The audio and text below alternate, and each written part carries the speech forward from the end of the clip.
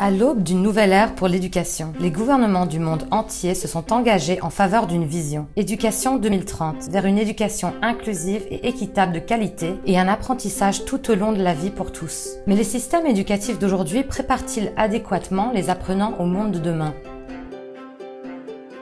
Notre monde change en permanence. Rapides avancées technologiques, mobilités accrues, changements démographiques, accroissement des inégalités et dégradation de l'environnement. Tous ces changements affectent au final la manière dont nous vivons et travaillons.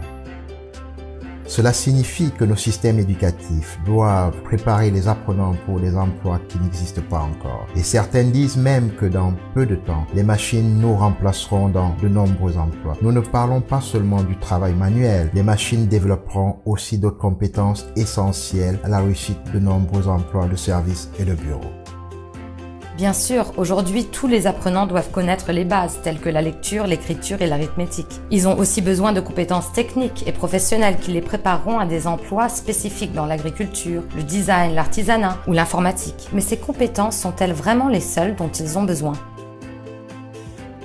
Il y a d'autres compétences qui sont importantes dans le monde d'aujourd'hui et elles ont reçu d'innombrables noms. Compétences non cognitives, compétences douces, compétences du XXIe siècle, compétences transférables et compétences transversales. Tous ces termes causent énormément de confusion, mais qu'ont-ils tous en commun ?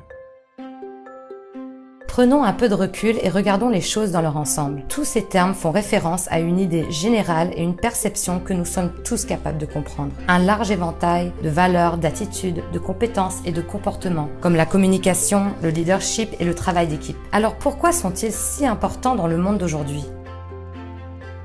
Pensez-y, dans tout type d'emploi, que nous soyons dans la politique, la direction, l'enseignement ou le commerce de rue, nous devons être ingénieux, persévérants et avoir l'esprit d'entreprise. Ces compétences sont vraiment pertinentes pour chacun d'entre nous, peu importe notre parcours, notre domaine de travail ou notre statut social.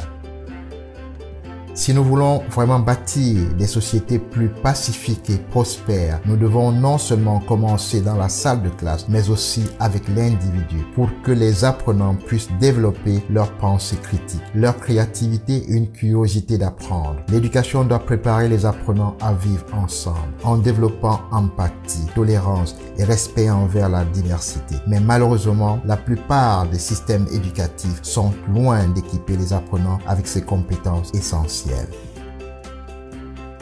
Alors comment pouvons-nous en faire une réalité ? Tout d'abord, ces compétences doivent devenir une priorité dans les politiques éducatives et reconnues dans tous les domaines du curriculum. Les enseignants doivent être soutenus et équipés de stratégies novatrices pour qu'ils deviennent des facilitateurs de l'apprentissage et pas seulement des transmetteurs d'informations. Ils peuvent alors encourager leurs apprenants à travailler en équipe et à s'harmoniser avec le monde qui les entoure. Nous avons aussi besoin d'évaluations qui, au-delà des tests et des examens, donnent de l'importance à ces compétences pour véritablement refléter leurs nombreux talents et leurs capacités.